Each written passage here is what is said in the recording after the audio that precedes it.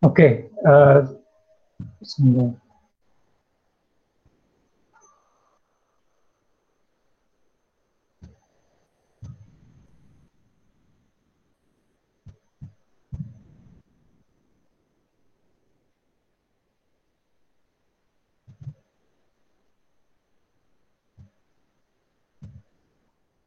Oke, semua bisa lihat tampilan layar ya? Bisa lihat semuanya? Halo? Bisa, Pak. Oke, Bisa, Pak. kita masuk ke limit ya, limit fungsi ya. Limit itu kan tahu ya, itu batas ya. Limitmu sampai berapa? Limit kemampuanmu sampai berapa? Ya, batas ya, artinya batas. Nah, dalam kehidupan sehari-hari, kita itu selalu dihadapkan pada masalah yang mendekati suatu batasan. Misalnya kita tanya, berapa sih tinggi kamu? Pastikan ya kira-kira berat tingginya berapa senti, 150 senti misalnya.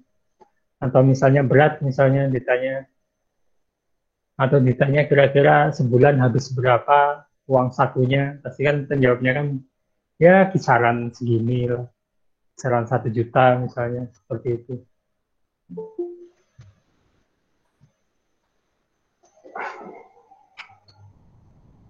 Apalagi di Indonesia misalnya ya, kalau janji kan ya habis zuhur lah ya, atau mendekati zuhur misalnya mau janji ketemu misalnya, atau hampir jam 4 misalnya, jam 4-an lah nanti ketemuan ya, seperti itu kan.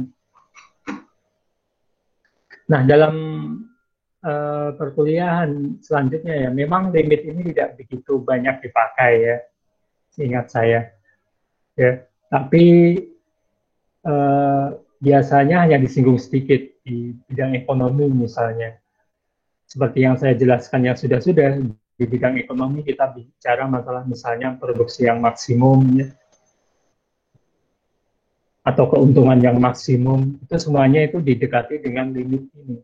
Karena memang dalam teori maupun prakteknya ya, misalnya keuntungan maksimum ini itu tidak benar-benar keuntungan tepat maksimum, tapi biasanya menggunakan nilai pendekatan untuk menghitungnya. Ya karena kita tahu bahwa tidak mungkin semuanya itu tepat like 100% gitu. Tidak mungkin sempurna seperti itu. Keuntungan maksimum tidak mungkin sempurna karena kesempurnaan ini hanya milik Allah eh, Subhanahu wa taala ya. Tapi selalu kita menggunakan pendekatan limit untuk mendekati itu. Dalam perhitungan tidak begitu banyak terpakai saya lihat. Hanya saja memang limit ini adalah apa ya, dasar untuk mempelajari masalah diferensial atau turunan yang nanti akan dipelajari setelah UTS ya. Nah, diferensial dan turunan ini atau turunan ini banyak dipakai nanti di perhitungan-perhitungan mata kuliah yang lain ya, seperti ekonometrika, ekonomi produksi ya, statistika juga sedikit disinggung ya. Kemudian teori ekonomi makro, teori ekonomi mikro, nah itu banyak dipakai konsep-konsep turunan atau diferensial. Nah, turunan dan diferensial ini itu sumbernya itu adalah limit gitu, limit fungsi ini. Jadi inilah pentingnya kita mempelajari limit. Meskipun secara langsung tidak dipakai, mungkin hanya dipakai sedikit di mata kuliah yang lain, tapi ini merupakan dasar bagi uh, teori fungsi turunan atau diferensial. Nah, turunan dan diferensial ini banyak dipakai untuk kuliah-kuliah selanjutnya.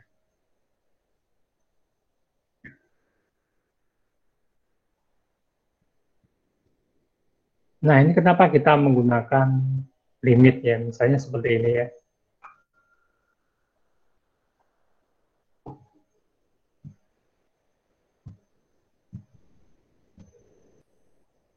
Seperti ini ya.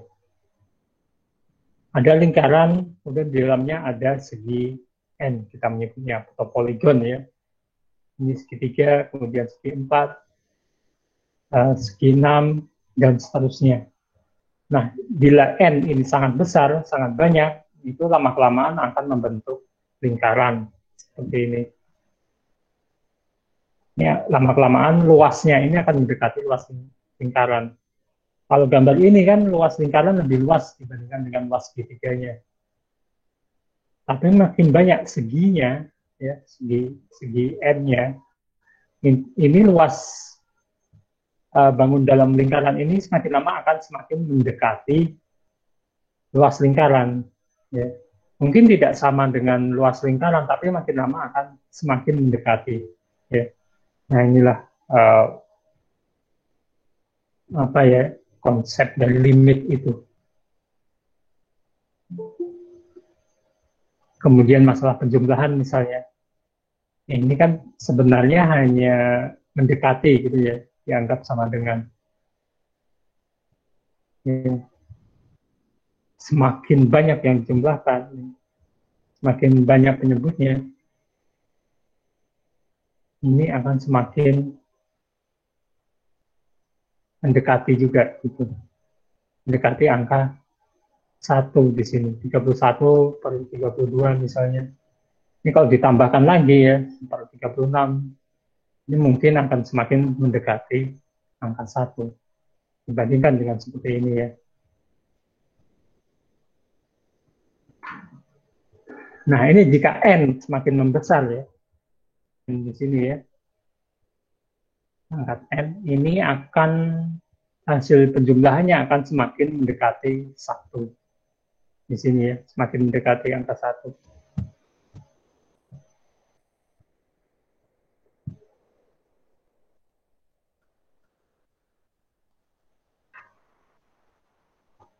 Selain masalah penjumlahan juga ini banyak digunakan dalam masalah mekanika ya.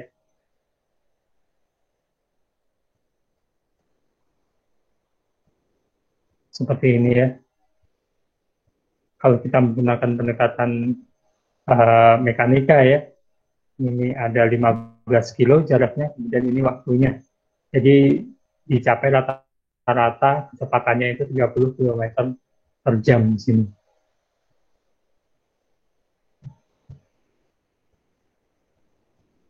Yang jadi pertanyaan adalah bagaimana orang ini dalam berkendaraan jika jam menunjukkan waktu T 7 lebih T menit misalnya. Jam 7 lebih sedikit ya berangkat, kemudian apa yang terjadi di sini?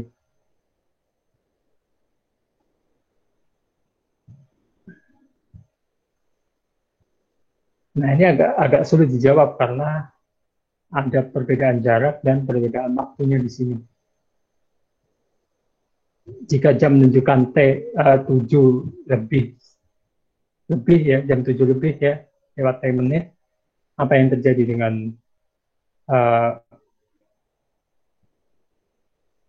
apa yang terjadi dengan kecepatan rata-ratanya? Apakah tetap segitu ya, atau tidak? Ini karena sebenarnya rata-rata ini kan perkiraan juga, mendekati juga. Karena dalam kenyataannya mustahil kita bisa menentukan bahwa tepat jam 7 tepat berangkat, kemudian sampai di tempat kerja jam 7.30 tepat gitu. Karena yang namanya di jalan ya pasti ada sesuatu. Kita tidak mungkin berangkat jam 7 tepat, pasti ada lewat. Mungkin bisa 1 detik, 2 detik, 3 detik, atau beberapa menit.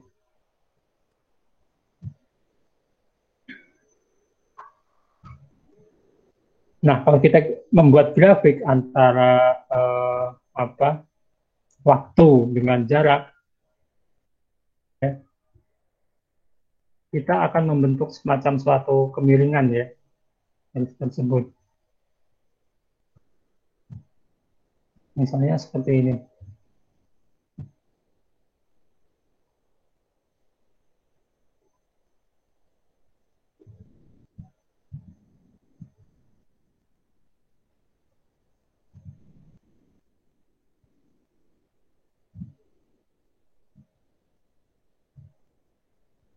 Ini biasanya T ya. Ini jarak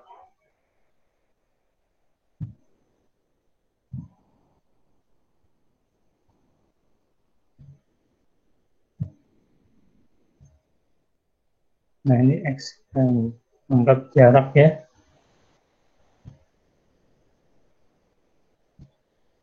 Ini akan membentuk suatu grafik seperti ini ya.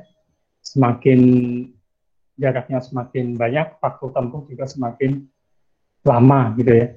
Nah, dari sini ya, kita bisa menentukan slope-nya berapa. Slope di sini. Kemiringan ya.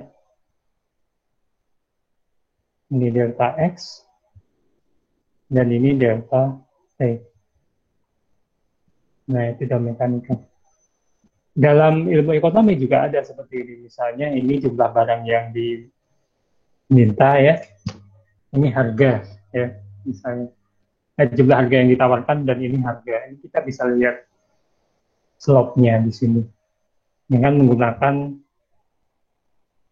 kemiringannya ini. Delta T dibagi delta X di sini. Kita bisa menentukan slope-nya.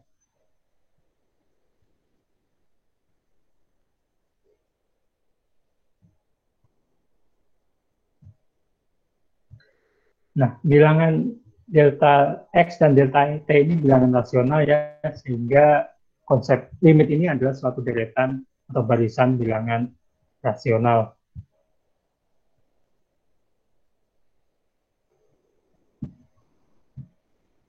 Nah, seperti yang dijelaskan tadi ya, N,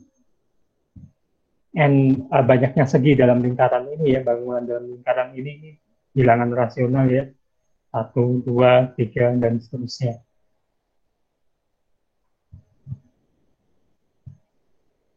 Nah, panjang keliling di setiap poligon ini tidak akan sama dengan lingkarannya. Ya, berapapun banyaknya pasti ada beda gitu ya. Nah, inilah yang disebut dengan mendekati atau limit itu tadi. Ya, mungkin sangat kecil sekali, bahkan mungkin tidak bisa kita gambar ya dalam dalam suatu bidang gambar ya. Tapi itu ada kalau dalam kalkulus ya, dalam geometri.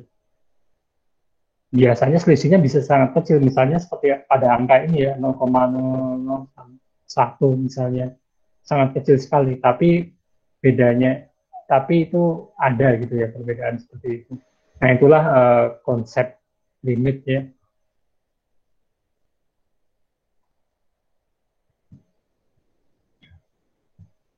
Nah, ini bisa dibaca lagi ya, beberapa teori menarik tentang limit. Nah, kita lanjut ke contoh ya, contoh satu ya. Ini ada suatu fungsi ya, x plus 1 ya. Bagaimana nilai fx ini jika x itu sangat dekat dengan 0 ya.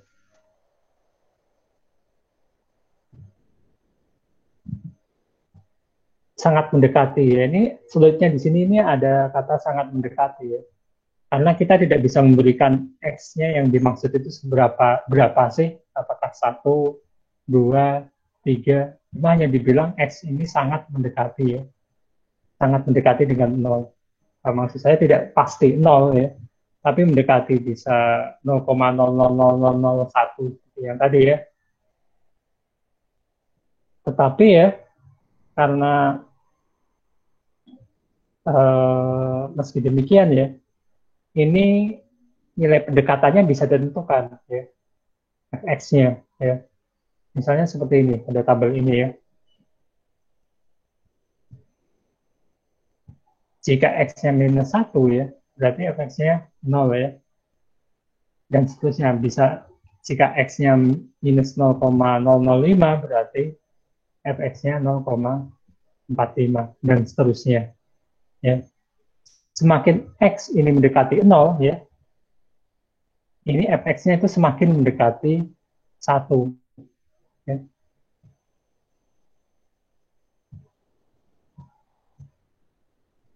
Ini juga sama, ini semakin x-nya itu mendekati 0 dari sisi kanan ya, bagi dari sisi kiri, ini fx-nya itu semakin dia itu mendekati 1, tapi juga dari sisi kanan juga ya, seperti ini.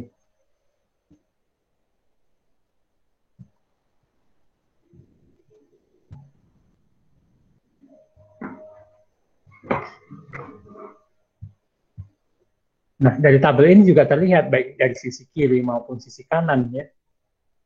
Semakin X mendekati 0, fx-nya akan semakin mendekati 1.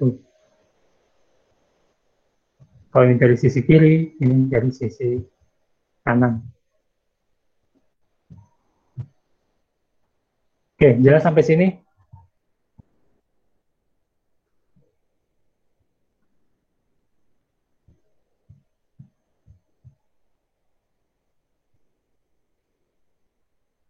Nah, kalau dalam grafik seperti ini ya.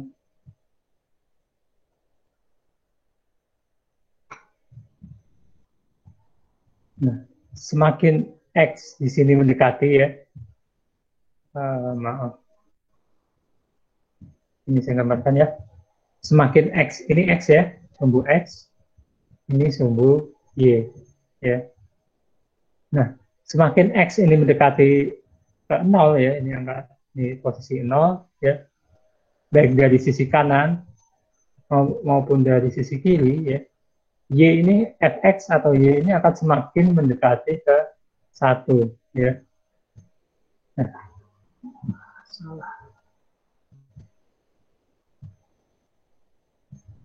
fx-nya itu akan semakin mendekati 1 ya, mendekati 1 ya.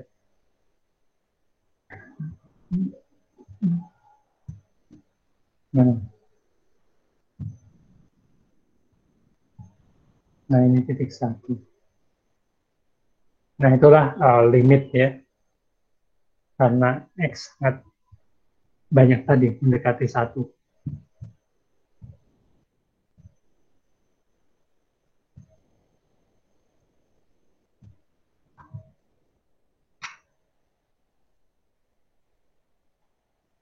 Nah, contoh yang kedua misalnya seperti ini.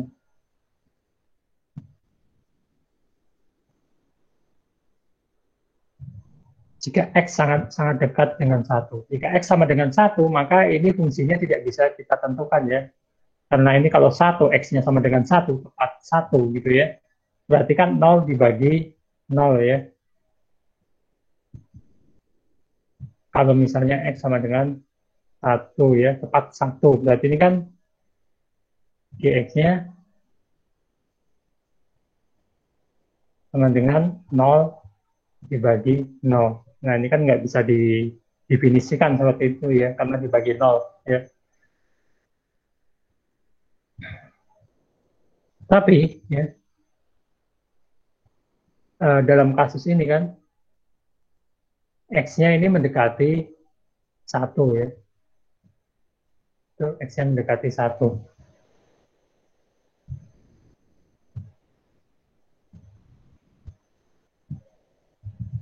Kalau X sama dengan 1 tadi tidak bisa didefinisikan ya. Kalau mendekati 1, apa yang terjadi?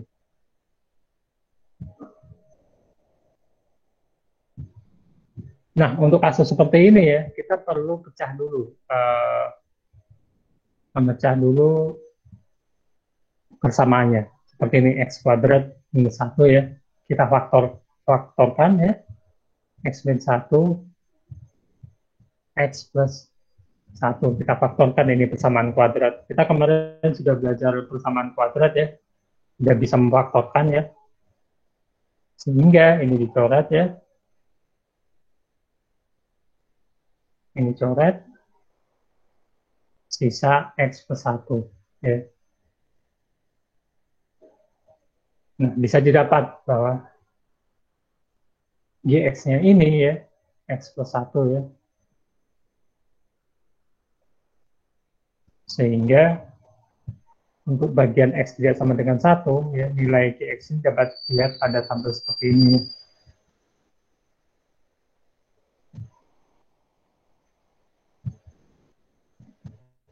Jika X sama dengan 0 ya, GX-nya 1 ya.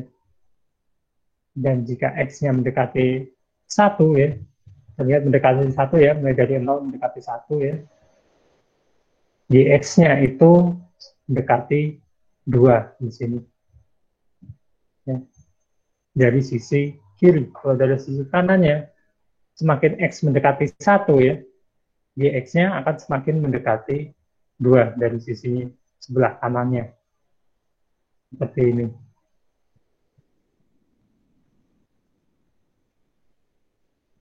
Nah, jadi kalau kita gambarkan contoh kedua tadi ya,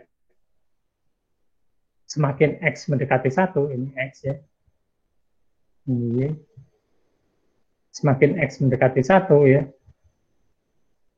G-nya ya, atau GX-nya di sini ya,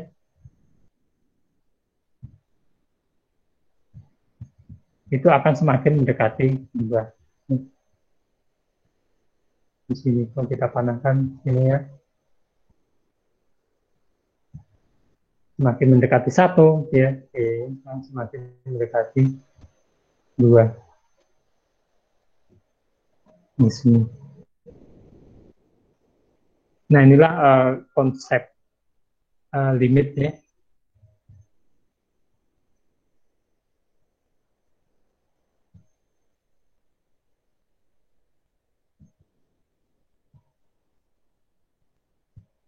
Jadi ya, baik dari tabel maupun grafik tadi ya, dari tabel ini maupun grafik ini, semakin X mendekati 1, maka GX-nya akan semakin dekat dengan 2. Ya. Nah, itu.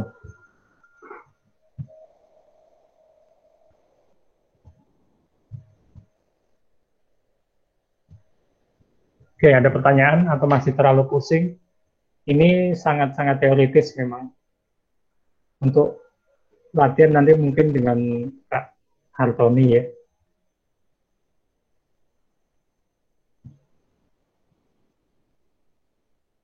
Nah, ada limit fungsi yang contoh juga seperti ini ya. Jadi ini limitnya di antara fungsi ini ya, di antara fungsi ini dengan fungsi ini, di mana X tidak sama dengan 1, ini X dengan 1 ya. Nah, bagaimana nilai HX ini ya, jika X sangat dekat dengan 1 ya.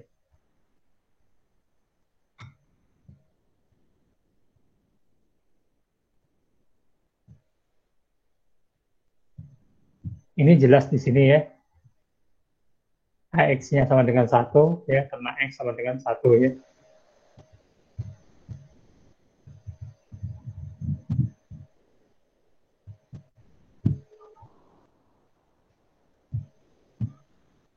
Nah, timbul pertanyaan seperti contoh nomor 2 tadi, yaitu jika X-nya sama dengan 1 ya, AX sama dengan 1, ini akan mengakibatkan H1 sama dengan 1 juga. Ini akan bernilai 1 juga. Nah, bagaimana jika X-nya itu sama dengan, sangat dekat dengan 1 ya.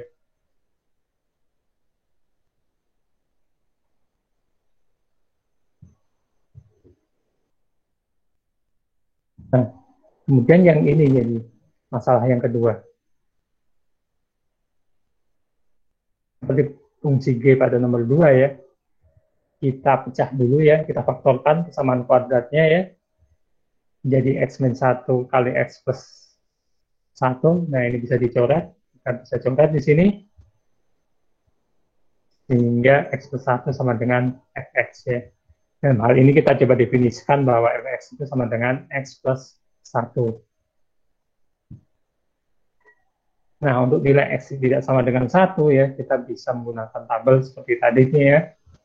Semakin X mendekati 1 ya, Hx juga akan semakin mendekati 2 dari sisi kiri. Kalau dari sisi kanan, ini semakin mendekati angka 1, Hx-nya akan semakin mendekati angka 2. Ya. Ini kalau dalam grafik seperti ini ya, ya di sini. Nah, hanya saja ada tambahan tadi ya, bahwa limit fungsinya itu di antara ini dengan ini ya. Ini yang Hx sama dengan 1 ya. Ini ada di titik ini. Itu yang membedakan dengan fungsi contoh nomor 2 tadi, contoh yang kedua.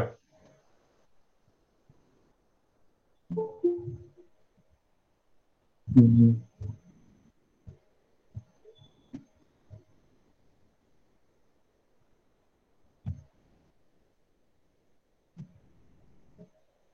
Jadi kalau kita lihat soalnya di sini ya, karena ada antara fungsi pertama dengan yang kedua, berarti penyelesaiannya mungkin ada di sekitar ini.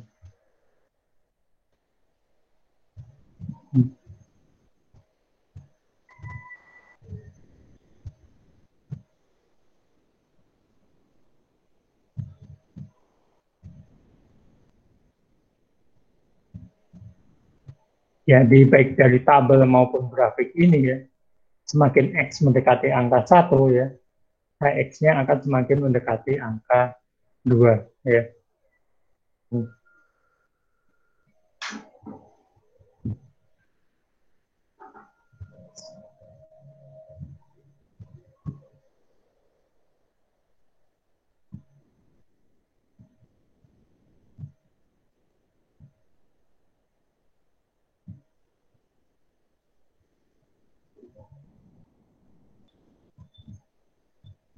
Nah, dari ketiga contoh tadi ya, contoh pertama ini X untuk mendekati 0, semakin X mendekati angka 0, maka Fx-nya akan mendekati angka 1 ya.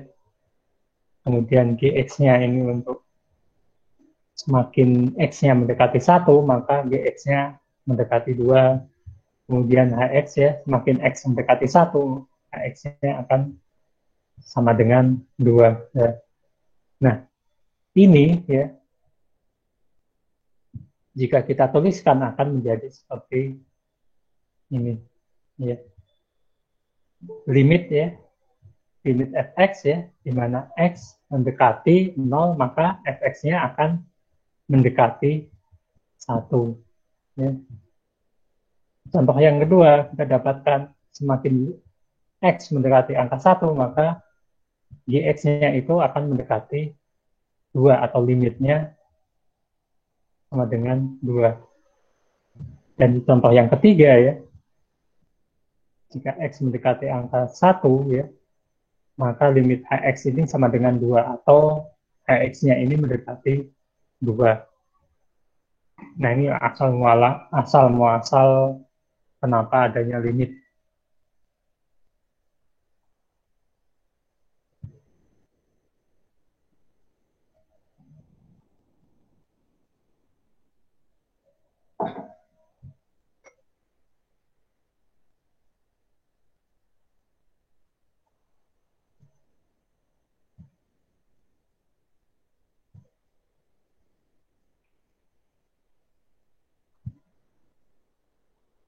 Nah, jadi ya berdasarkan contoh ini kita bisa mendefinisikan ya apa itu limit ya.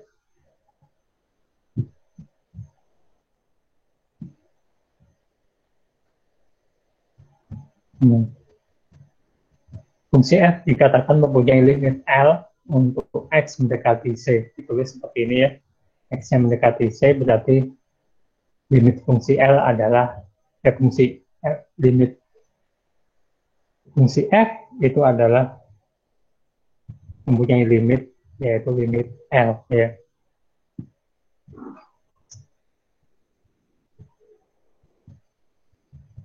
Jadi karena x mendekati c ya, maka fx ini mendekati L. Ini bukan berarti sama dengan ya.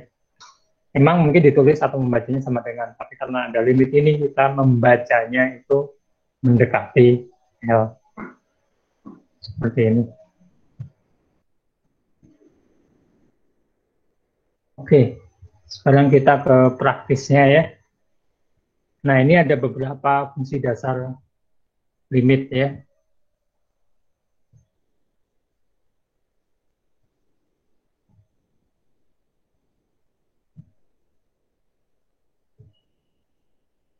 Jika limitnya itu konstanta ya, maka sama dengannya juga konstanta juga. Jadi kalau limit misalnya 5 sama dengan 5 juga. Ya. Nah, kalau limit x ini variabel ya, mengubah. Jika x-nya ini mendekati c, maka limitnya sama dengan atau mendekati c juga di sini.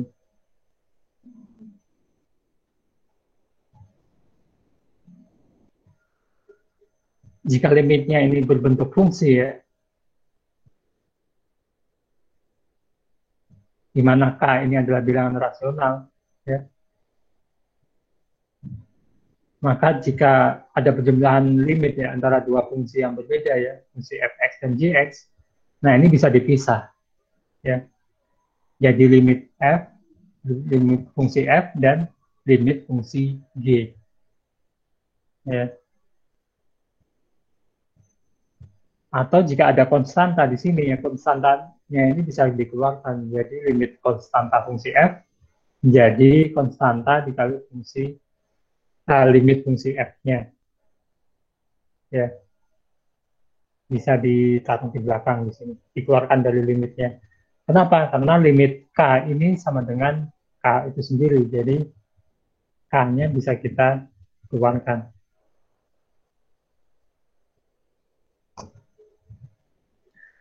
Sama juga, ini kan penjumlahan ya, kalian juga sama, bisa dipisahkan. Kalau sebelumnya dijadikan satu antara fungsi f dan fungsi g-nya, ini bisa kita pisahkan jadi limit fungsi f dikali limit fungsi g. Untuk pembagian juga sama. Ya.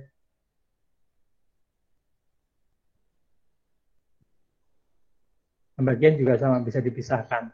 Tetapi limit fungsi g-nya ini tidak boleh sama dengan 0. Kalau sama dengan 0, berarti limitnya tidak bisa diketahui ya. Kalau menemui kasus seperti ini, fungsi g-nya harus dimodifikasi dulu, diubah dalam bentuk lain. Misalnya difaktorkan, misalnya ya, seperti contoh nomor 2 itu tadi.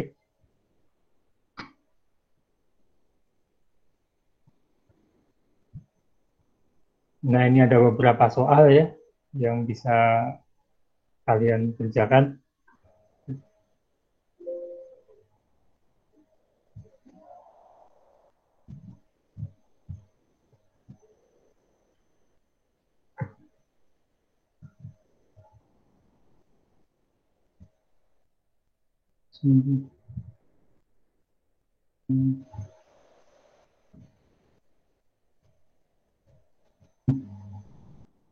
Tadi ya.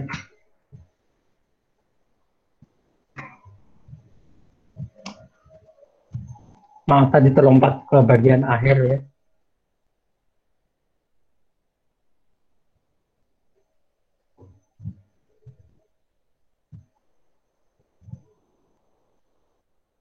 Nah, kemudian bagaimana jika berpangkat ya? Fungsinya berpangkat.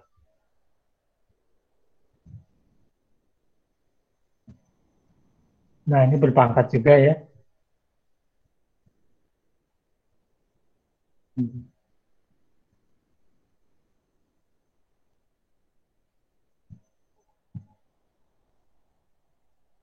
Untuk fungsi yang berpangkat ya, itu harus dipangkatkan juga ya. Jadi misalnya limit fungsi pangkat dari fungsi f yang dipangkatkan n ya. Nah, ini bisa langsung dikerjakan dulu ininya, limit fungsinya, kemudian baru dipangkatkan. Sama juga jika dalam bentuk pangkat pecah ya, minus negatif n seperti ini ya. Ini bisa langsung dikerjakan langsung, kemudian baru dipangkatkan ya. Kerjakan limit fungsinya dulu, baru dipangkatkan. Pangkat dalam bentuk pecahan juga sama. Mudah kan? Jadi tidak perlu difaktorkan atau dikalikan lebih dulu, tapi dikerjakan dulu limitnya, baru hasilnya dipangkatkan. Seperti ini. Ini contoh seperti ini ya. Limit mendekati minus 1 ya, x mendekati minus 1 ya, dari fungsi 3x kuadrat nx minus 6. Nah, ini bisa dipecahkan, dibuka kurungnya ya. Jadi ini limit 3x kuadrat ya, dikurang limit x-nya, dikurang limit 6-nya, karena ini penjumlahan biasa ya. Nah, seperti aturan tadi ya, limit x X mendekati 1 ya, ini ya, yang C tadi ya. Yang ini ya, limit X sama dengan C, di mana X mendekati C, maka limitnya itu mendekati C juga. Ya. Jadi ini karena mendekati limit 1, maka nilai limit X-nya itu minus 1. Nah, kalau konstanta itu jelas langsung konstantanya ya. Kalau limit X mendekati min 1, 6. Ya, berarti 6 di sini. Nah, 3X kuadrat, bagaimana limitnya? 3-nya dikeluarkan dari limit ya. Berarti karena ini mendekati 1 ya. Ini dikuadratkan, limit X mendekati, di mana X mendekati minus 1 itu sama dengan minus 1 ya. Kemudian ini dikuadratkan, kita jumlahkan seperti biasa, didapat limitnya itu mendekati minus 2 di sini. Ya. Nah, mudah kan ya? Gampang aja ya ini ya.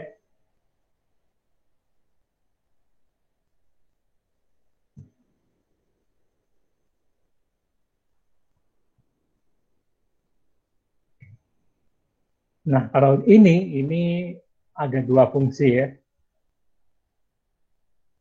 Ini seperti contoh pada kasus ini ya, D ya. Poin nomor D ini ada dua fungsi ya. Ini kita pisahkan limitnya di sini ya. Sama-sama limit X mendekati 2 ya. Bisa dikerjakan atas dulu atau bawah dulu ya. Kita coba kerjakan atas dulu. X kuadrat ini limitnya karena ini X mendekati 2 ya. Ini 2 pangkat 2 ya. Ini 2 limit X ya. Dimana X mendekati 2, yang sama dengan 2 juga ya. Berarti 2 dikali ini 2 juga. Kalau limitnya konstanta ya, itu sama dengan konstantanya. Jadi ini minus 15. Dan di bawah juga sama ya, limit X plus 3, ini ada limit X, ada limit 3. Limit X-nya ini 2, karena ini X mendekati 2, sedangkan limit 3 ini, karena ini konstanta, ini sama dengan konstantanya. Kita operasikan, dikuadratkan, dikalikan, ya, dikurangkan, dijumlahkan, hasilnya minus 3. Nah ini contohnya.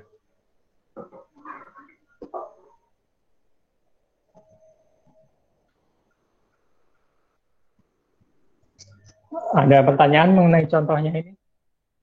Ini saya singkat memang perhitungannya, karena nanti nggak cukup slide-nya.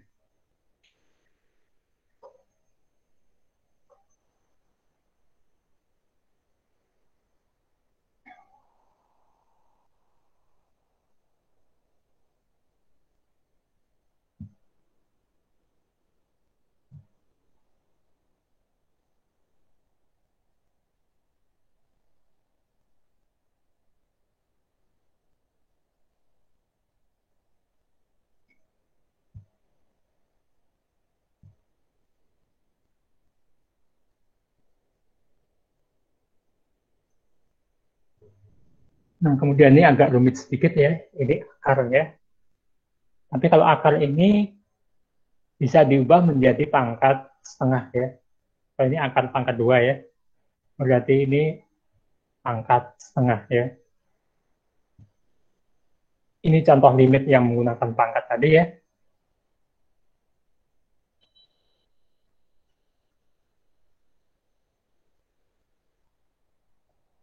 Nah, ini kita cari dulu limitnya yang di atas ini ya. Berapa limitnya? Berarti yang kita karena ini limit 1 ya, itu sama dengan 1 ya. Langsung saja saya masukkan di sini. Kemudian ini limit 5x minus 1. Kita operasikan dulu limit 5 limit x dan limit satunya. Sehingga dihasilkan ya, karena ini x mendekati 2 ya, berarti x-nya sama dengan 2 di sini. dengan 1. Jadi ini 1/9 ya, 1/9 dipangkat 1/2 jadi 1/3 ini limitnya.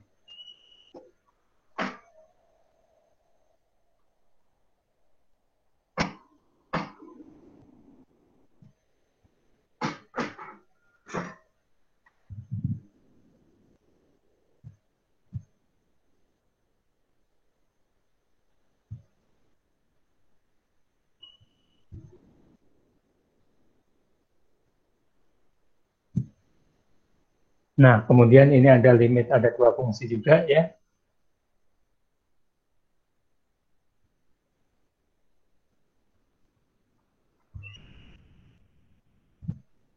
Ini limit X mendekati 1. Tapi karena ini fungsi yang kedua ini X kuadrat 1 ini apa ya, kalau kita masukkan langsung 1 ini mendekat sama dengan 0 ya, maka limitnya dan limitnya ini yang di atas ini juga sama dengan 0, maka sifat ini tidak bisa kita gunakan. Tidak bisa langsung digunakan. Perlu ada perubahan ya, semacam modifikasi ya. Nah, untuk kasus seperti ini ya, kita faktorkan terlebih dahulu ya. Masing-masing difaktorkan ya, dipecah dulu. Ini dicoret sehingga sisa X min 2 per X plus 1 ya.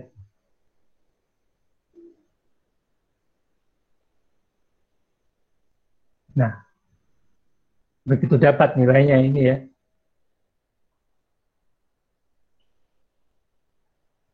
baru bisa dilimitkan seperti ini. Baru bisa dilimitkan. Sehingga didapatkan angka bahwa limit X mendekati 1 itu sama dengan mendekati minus 1/2. Jadi ininya yang dilimitkan, bukan fungsi aslinya ya. Itu. Atau dengan kata lain dilakukan penyederhanaan terlebih dahulu.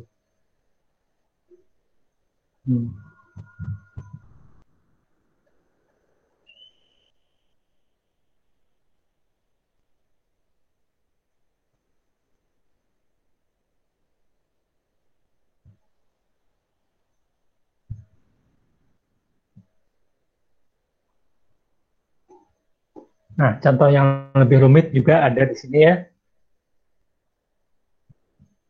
Ini akar ya, akarnya cuma sampai di sini ya. Nah, bagaimana mengerjakannya?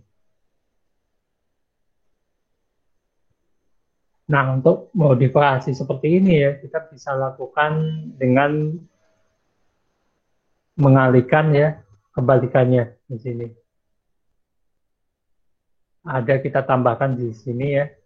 Kalau ini dan kalau ini dioperasikan ya itu kan sama dengan 1 ya, jadi tidak mengubah fungsi aslinya. Ya. Kalau ini kita kalikan ya akan menghasilkan ini. Ini tujuannya adalah untuk membuang akar ini. Jadi supaya akarnya ini terbuang ya, dikalikan dengan akarnya juga masing-masing sukunya, baik yang di denominator, kombinator, baik penyebutnya maupun pembilangnya ya. Jadi bagian atas dan bagian bawah dikalikan dengan akar yang sama. Ini digunakan untuk menghilangkan akarnya. Sehingga dari sini diperoleh ini akarnya hilang ya. Cuma yang di bagian bawah juga harus dikalikan dengan akarnya ini.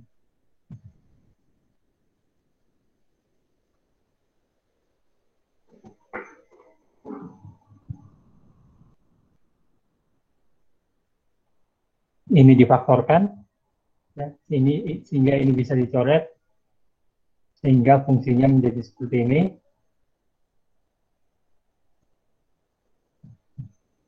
Nah, setelah itu baru dilakukan operasi limit di sini. yang menghasilkan angka 2/3. Ini jalannya masih panjang sebenarnya, cuma hanya saja saya singkat karena ini hanya merupakan perhitungan biasa. Ya, ini fungsinya yang ini ya bisa kalian jabarkan lagi ya sesuai dengan langkah-langkah yang diberikan sebelumnya, sehingga akan menghasilkan angka 9/3. Ya.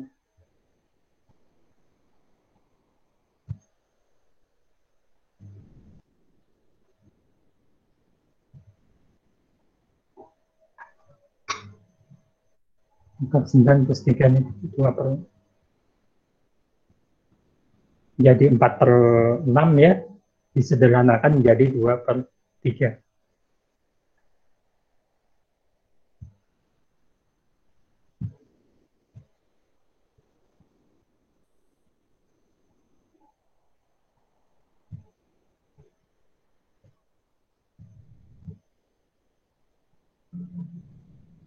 Kemudian ada yang disebut dengan limit tak hingga ya. Kalau tadi ini limit terhingga karena ada mendekati satu angka tertentu ya. Ini ya. Nah, kemudian ada yang disebut dengan limit tak hingga ya. Ini simbolnya.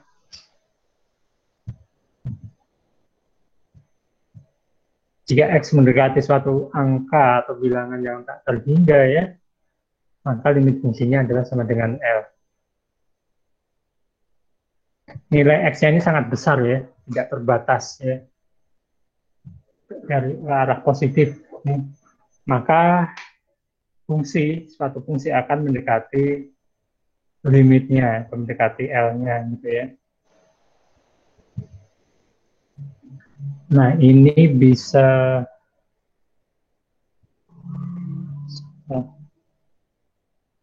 okay.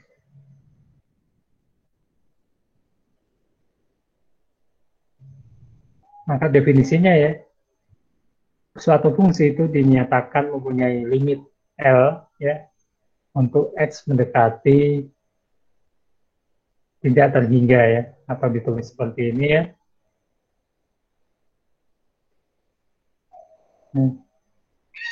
Tapi ini ke arah negatif ya. Ini akan berakibat fx ini akan mendekati ya, mendekati L.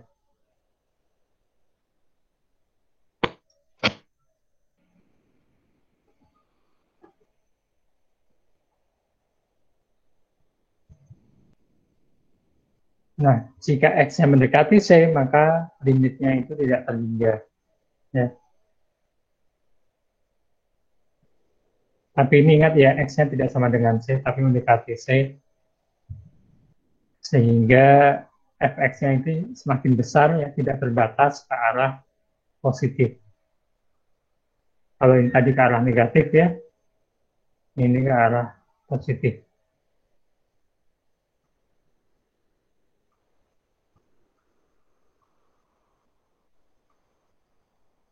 Nah, tapi juga bisa mendekati ke arah ini ke arah positif ya. Ini bisa juga ke arah negatif ya. Jadi ada dua.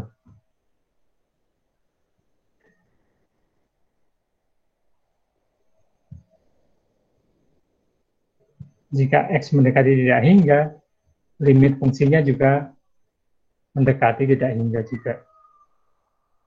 Ini definisi ke-9.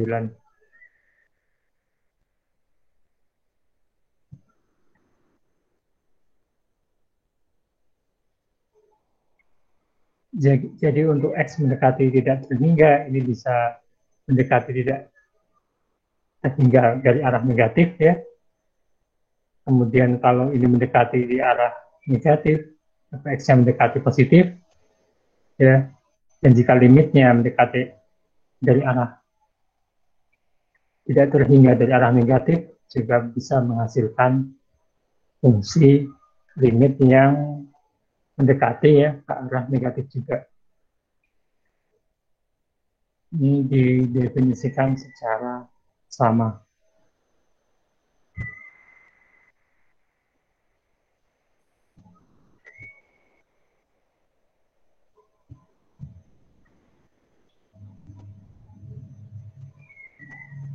Nah, ini bisa kalau agak susah untuk dipahami dengan menggunakan angka contoh-contoh ini mungkin bisa dipahami ya lebih mudah ya. Untuk X lebih besar daripada 0 ya, maka X mendekati 0 super X ya, ini tidak terhingga ya, karena X-nya mendekati 0.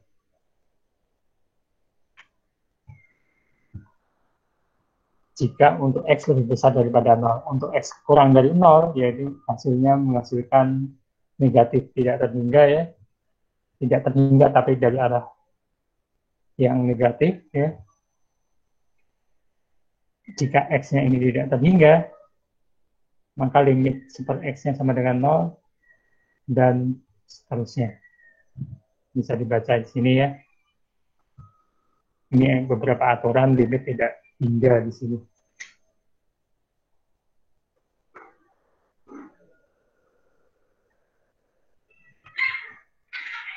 Nah, ini ada beberapa contoh ya di sini.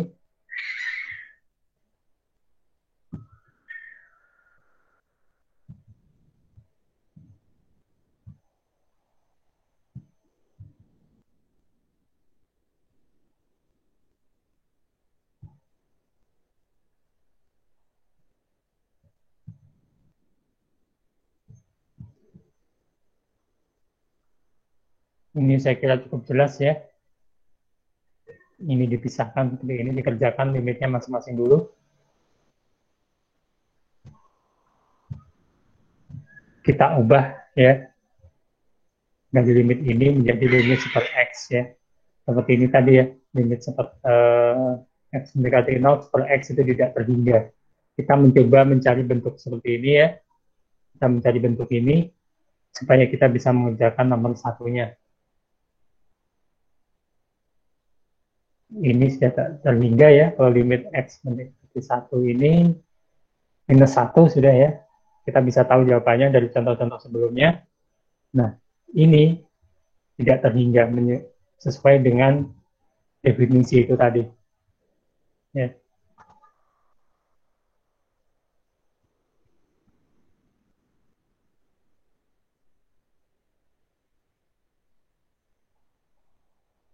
Kemudian nomor 2 ini ya, kita di sini dianalogikan bahwa X minus 1 ini sama dengan Y, di mana Y sama dengan X minus 1. Jadi sama saja ini membentuk ini juga. Hanya saja di sini diganti Y, di mana Y sama dengan X minus 1. Ya, sama dengan 0. Jadi mendekati X. Oh, di sini, maaf, ini ya. Dari bentuk ini dia. Hanya saja kita ubah yang semula X menjadi Y ya, di mana Y ini X plus 1. Perubahan rumus saja.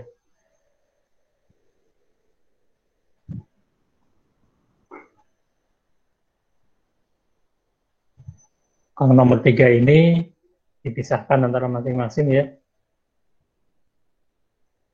Karena ini penjumlahan. Ya. Ini ya, limit konstanta itu.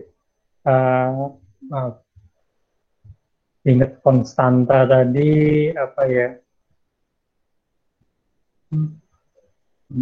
Aturan tadi. Limit konstanta itu sama dengan tidak terhingga tadi ya. Ini limit konstanta ini tidak terhingga ya.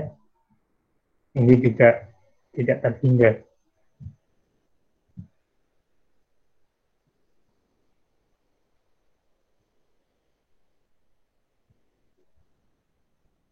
Nah, ini ada contoh ya.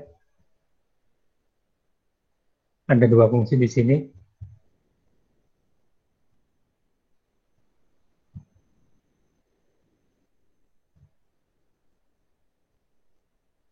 Nah, kalau kita menggunakan aturan langsung ya, ini jawabannya tidak terhingga ya.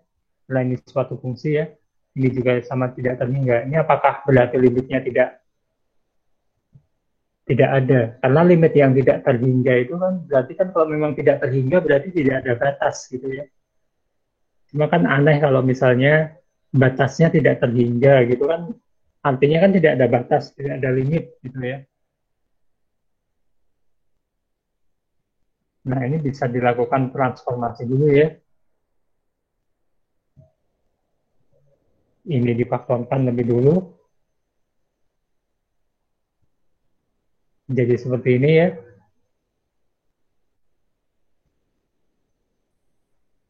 Nah, kalau menggunakan sifat limit tadi yang juga tidak terhingga tadi, bisa didapatkan nilai sama dengan 3. Jadi intinya dalam belajar limit itu kita harus lebih paham mengenai persamaan kuadrat, bagaimana mentransformasikan persamaan kuadrat, ya. Apakah dengan cara difaktorkan, apakah dengan cara uh, mana yang dikalikan sederhana seperti itu, ya. Jadi intinya kalau limit ini hanya bermain dengan persamaan kuadrat ya, bagaimana supaya persamaan kuadrat ini bisa ditransformasikan dengan dasar ya dari limit-limit seperti ini, sehingga kita bisa memperoleh limitnya seperti ini ya. Kalau ini dihitung secara langsung maka hasilnya adalah tidak terhingga. Tapi kalau tidak terhingga kan artinya tidak ada limit gitu loh. Makanya perlu ditransformasikan. Setelah ditransformasikan diperoleh bahwa limitnya ternyata ada, yaitu 3. Nah ini, oke, ini ada tugas bisa dikerjakan. Nanti terserah Kak Tony gimana, apakah dikumpul atau tidak, atau beliau punya soal sendiri. Tapi bagaimanapun juga sebaiknya dikerjakan karena siapa tahu keluar waktu ujian.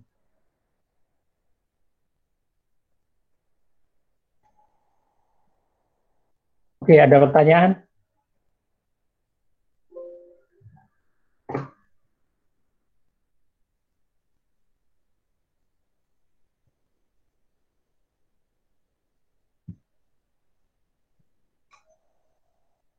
Makin pusing? Oh, tidak ada pertanyaan berarti kalian masih pusing gitu ya. Memang limit ini agak-agak apa ya? Tricky, bukan tricky sih, agak jelimet ya. Tapi sebenarnya mudah asal kalian paham mengenai transformasi persamaan kuadrat itu ya. Seperti yang sudah-sudah, kalau kalian memahami persamaan kuadrat ya, itu akan lebih mudah dalam mengerjakan soal-soal limit. Karena intinya hanya mentransformasikan supaya limitnya bisa kita cari di situ.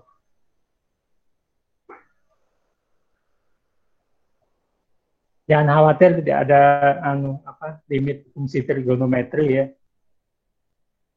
Kalau ada itu tambah pusing nanti ya. Karena kalian harus tahu konsep-konsep trigonometri kalau mau mengerjakan itu. Harus hafal.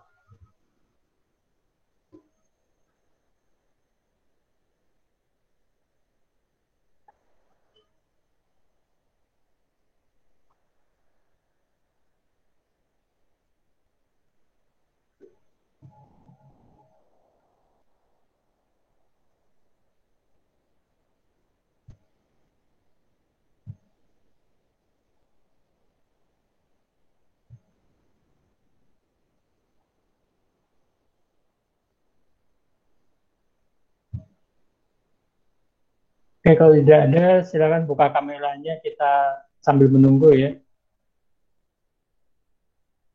Kita screenshot dulu ya. Silakan buka kameranya masing-masing sebagai bukti. Dalam ada 80 soal, 80 peserta ya. Yang ngirim chat nggak ada juga ya.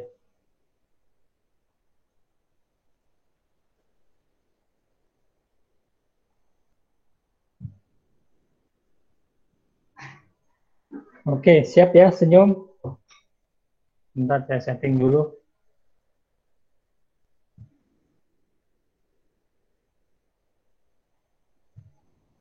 Oke, gelombang pertama siap.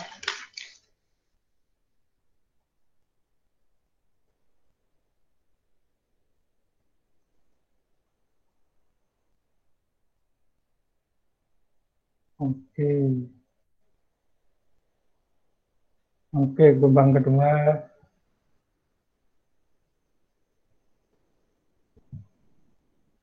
Oke, oke, sip. Oke, udah ya, silakan. Oke, ada yang mau ditanyakan atau masih bingung? Silakan. Mungkin ini terlalu banyak teori, memang. Karena nantinya ini akan sangat penting bagi sebagai bekal kalian untuk memahami diferensial integral nanti ya. Tapi insya Allah menurut pengalaman saya itu agak lebih mudah dibandingkan dengan limit. Untuk responsi nanti akan disampaikan oleh Kak Tony ya. Mungkin kalian bisa lebih paham dan bisa bertanya tentang berbagai masalah limit ya. Oke, kalau tidak ada, silakan kalian belajar mencoba untuk mencerna lebih dulu ya. Kemudian nanti kalau ada yang tidak paham bisa ditanyakan ke Kak Tony atau kepada saya. Uh, untuk selanjutnya minggu depan, oke, saya tutup kuliah ini ya.